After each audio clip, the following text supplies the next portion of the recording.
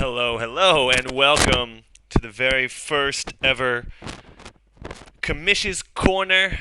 And I am your commissioner of the FIFA franchise online, Jay Lizzle for Shizzle. And I hope everybody is having a very happy Sunday.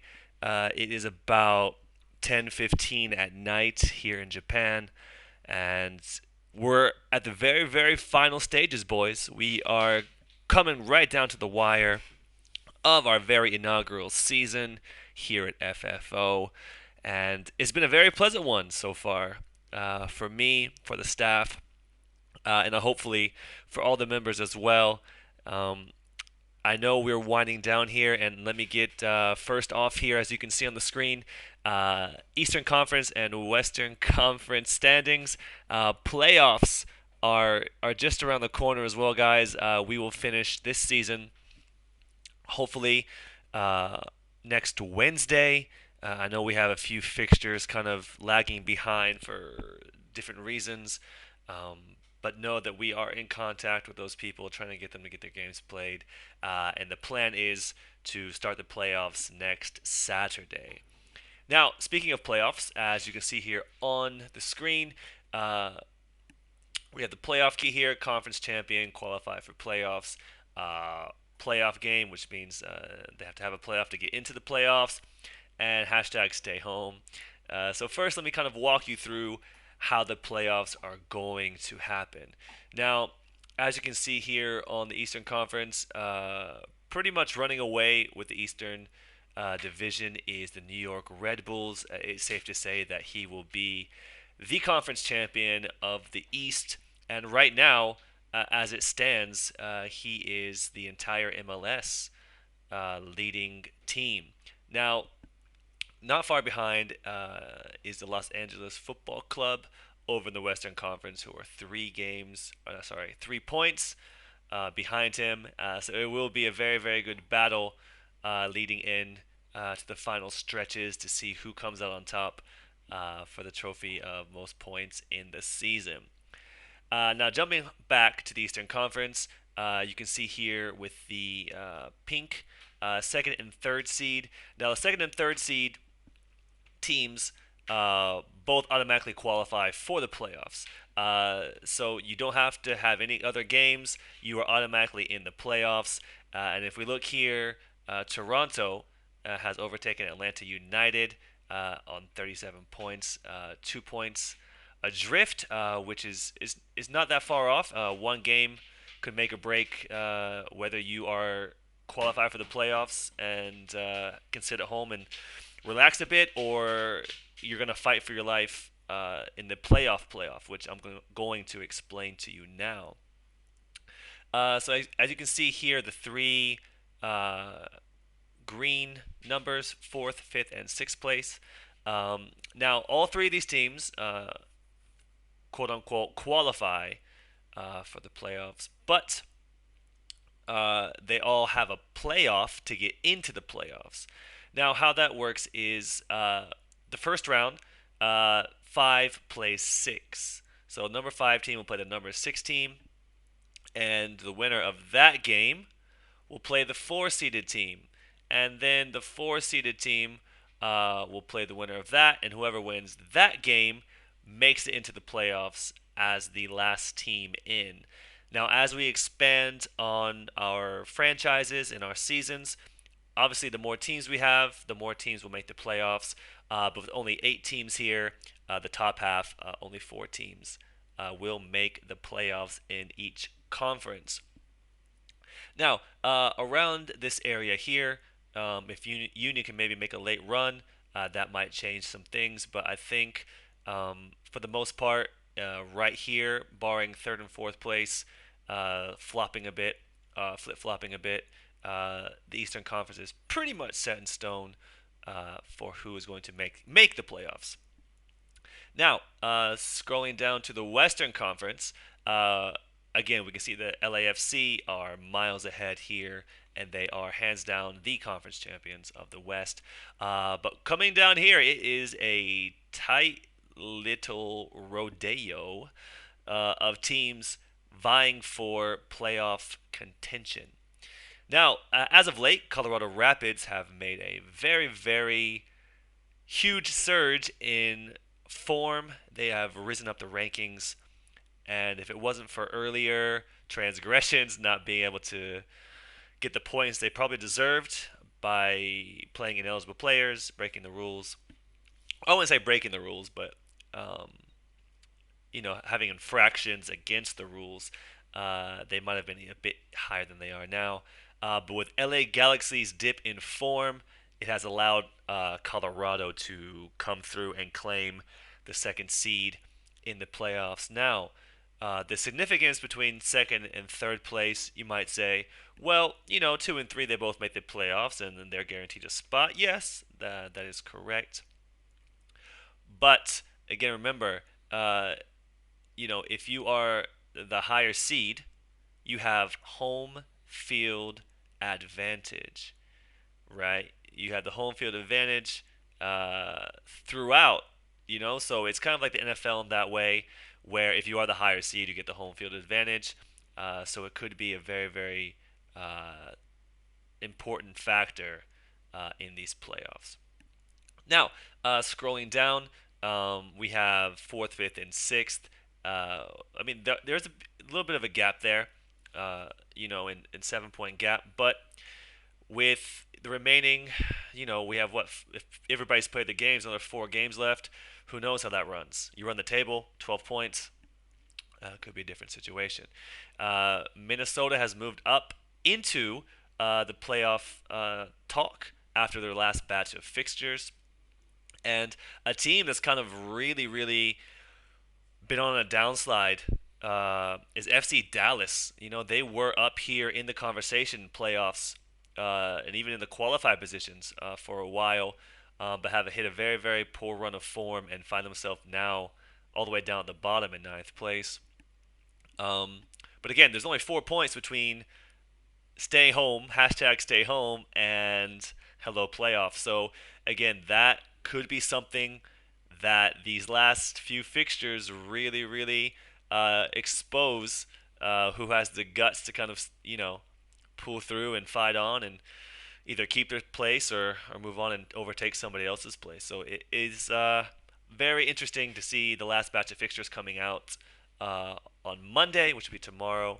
And yeah, this is why, I did the whole last batch of games, Eastern Conference only, Western Conference only. So we did have this kind of drama unfolding, which is kind of cool.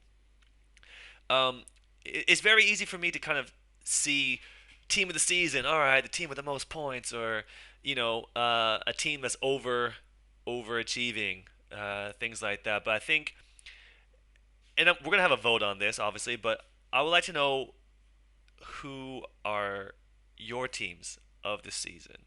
You know, based on the people you've played, maybe they have, maybe they're not the top of the table. Maybe they're at the bottom of the table, but, they've made some good signings or they're playing, above their level at the moment. What kind of players or what kind of teams uh, are really catching your eye this season? I would like to know later on what you guys think about that and who your teams are. My team of the season would have to be um, LA Galaxy. LA Galaxy. It's he's now. I don't want to drag on too much about this, but I'll tell you a little story about Torito. This is a very, very different Torito than we saw the very beginning of this season, almost 3 months ago. Now, Torito, when he first joined, was kind of like blowing it off, and I had to go into the DMs and kind of say, "Hey, what's going on, man? Either you're in or you're out," And since we had that talk, he's been 100% committed, volunteering to mentor other people, showing up to events and things like that, going over the cap, barely hanging on to dear life the first half of the season. Gunslinger, not afraid to spend money, not afraid to take chances, but still finds himself in the playoff mix, and also uh, it kind of sucks for me to say this, but he beat me in the semifinals to make the Commissioner Cup final, who he will face off against the Colorado Rapids here next week for the final. So be on the lookout for that. Um, yeah, I probably will be commentating on that final. Have a time that we can set up so people can watch it, get it streamed. I'll commentate on it, and it'll be a really cool affair. So yeah, look out for that sometime next week as we wrap up the season and load into the playoffs as well. All right, so we've gone over the standings and things like that. I did ask you guys for some questions. I was very sad to see I had one question.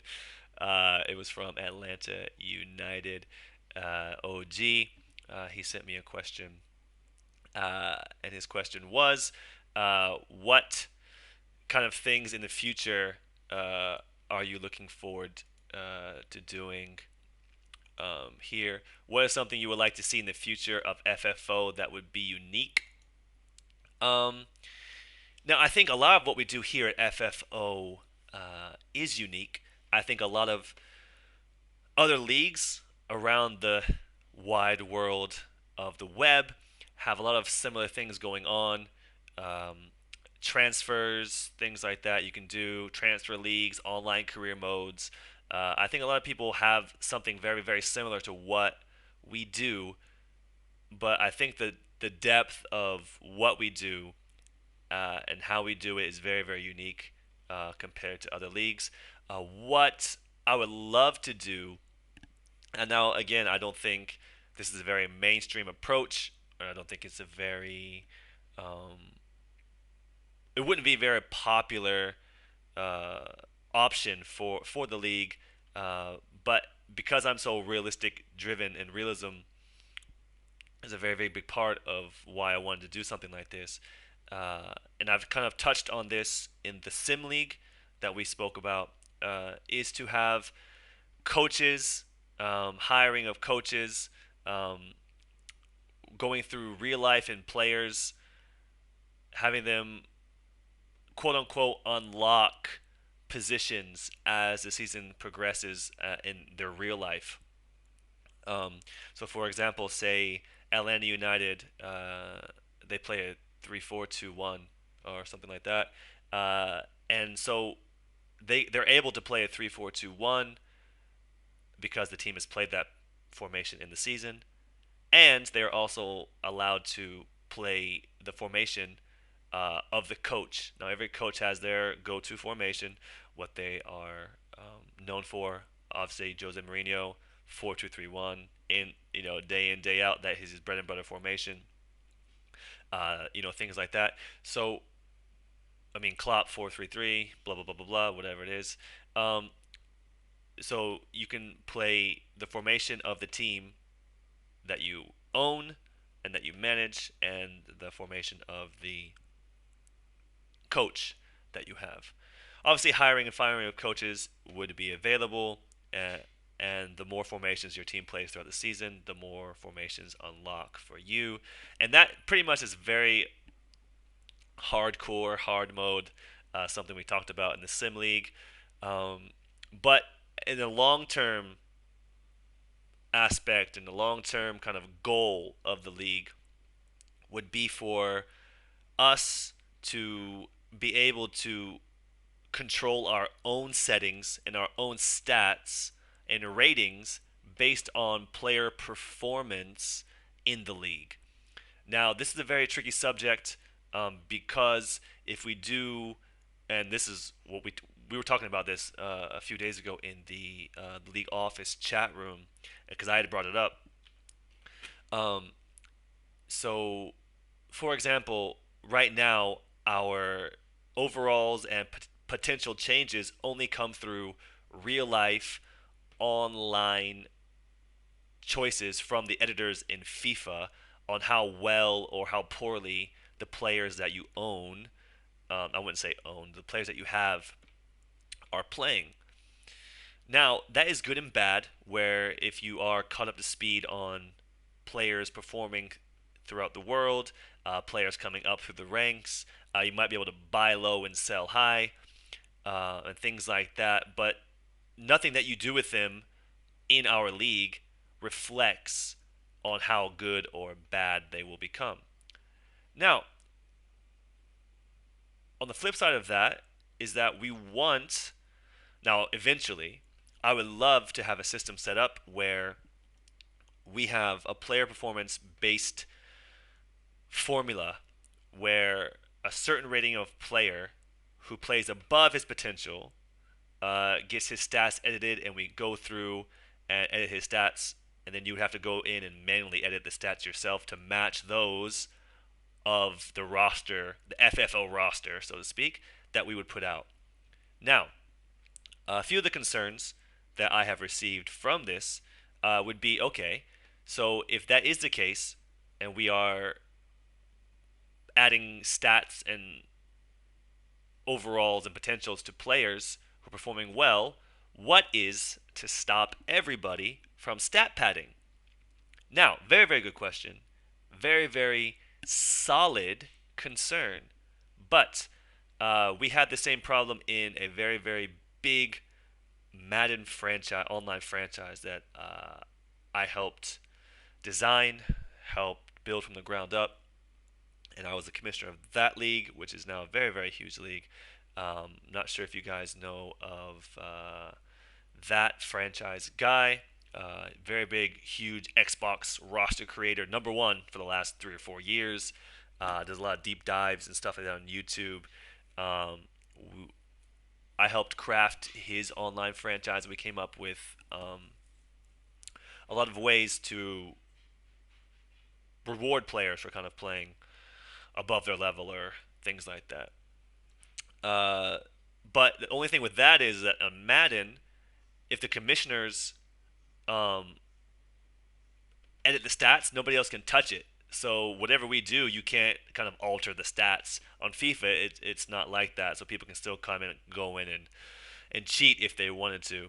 Um, so that's the only kind of drawback of that. But I'm getting ahead of myself here. But to negate kind of stat padding, what we would do is what we did in the Madden franchise as well as getting to. What we did was we had barriers. So we had wide receiver, quarterback stats that comparing them to real life stats. So say the most yards per catch was 15.8.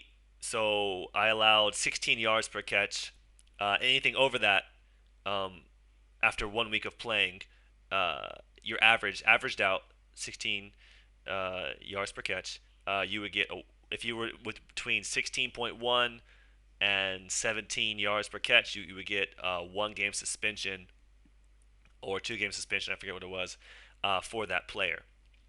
So I guess you can call it the PED rule if you're trying to use that player and pat his stats, that would be a no-go. A thing I talked about in the league office was if you look at a team like Lazio this year, Circo Immobile, he is scoring a lot of goals for them, and he has 45% of his entire team's goals. That is a lot, right? That's a lot.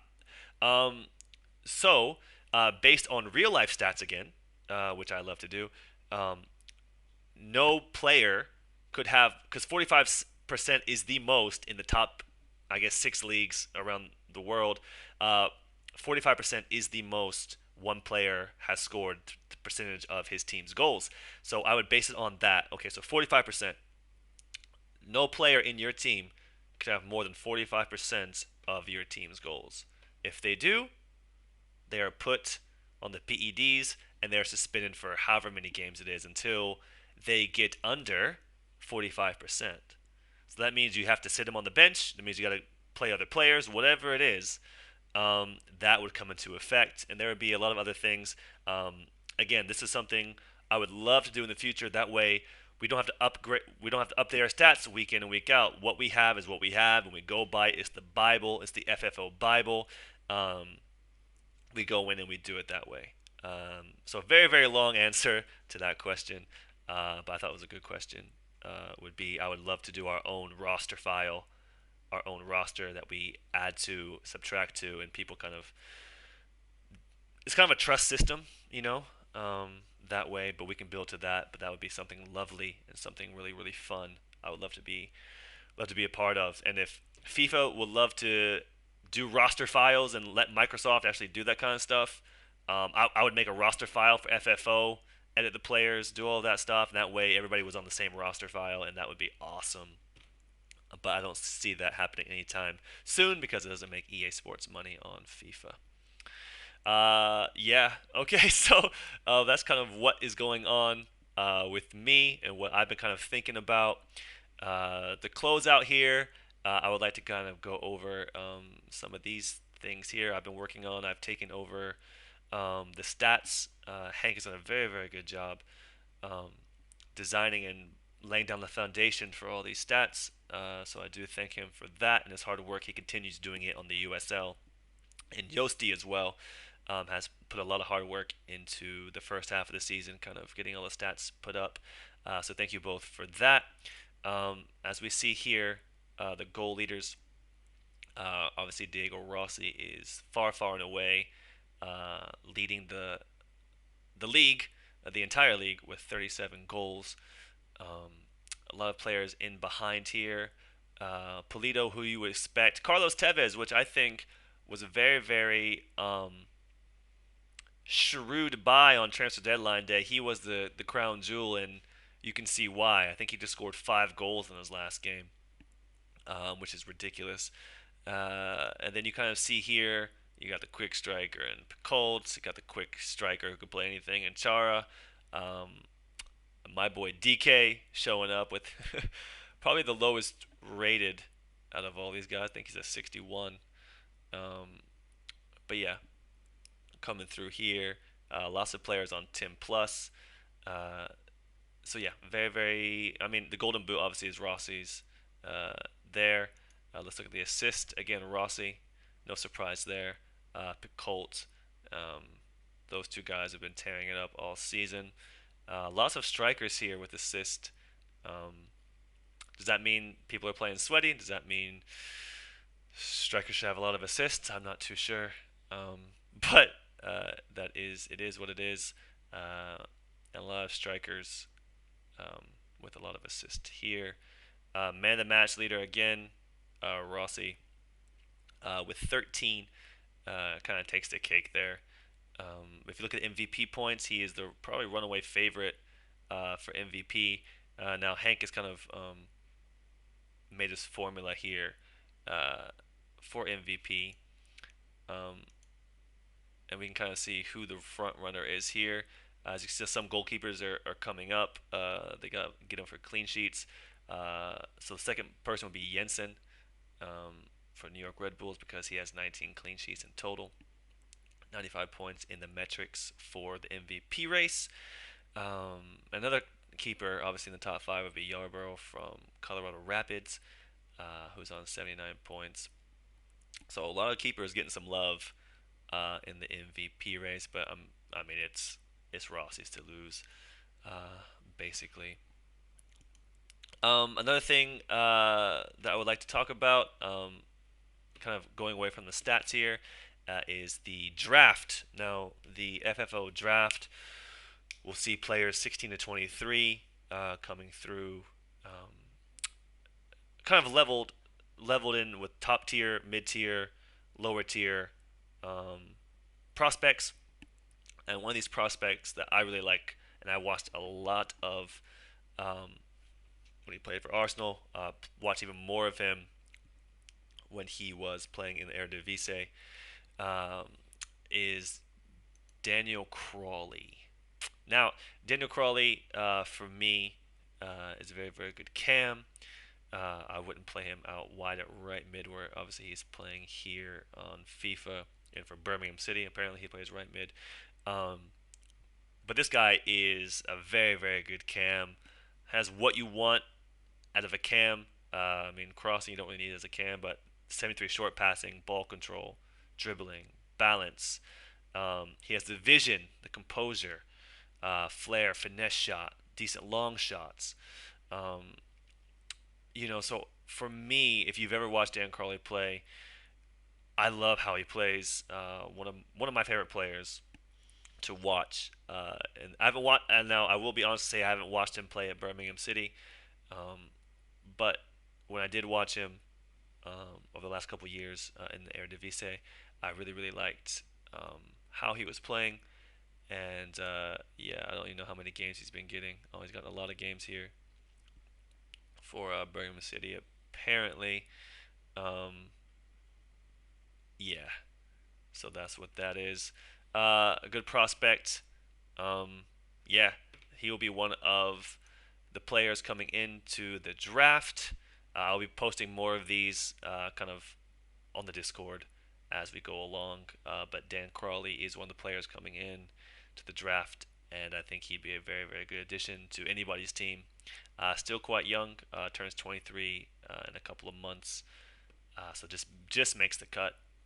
But yeah, very good addition to the league if Dan Crawley's kind of guy you like. All right, so I guess that kind of wraps up my Commish's Corner. Again, guys, thank you all for a very, very good first season. We're not finished yet, but we are kind of wrapping up the regular season here soon. Get those games played. I will be putting up soon uh, a contract, not really a contract, but kind of a contract to who wants to be in part of season two, whether you do or you don't. So if you don't sign up, renew the contract for season two to be part of the league, you will not be part of season two. So make sure you're on the lookout for that. Probably in the next week or so, I'll be posting that up. So please pay attention. Um, yeah, and that's it for me. Signing out, Commish's Corner. Jay, those are for Shizzle. And yeah, guys, have a good one. Peace.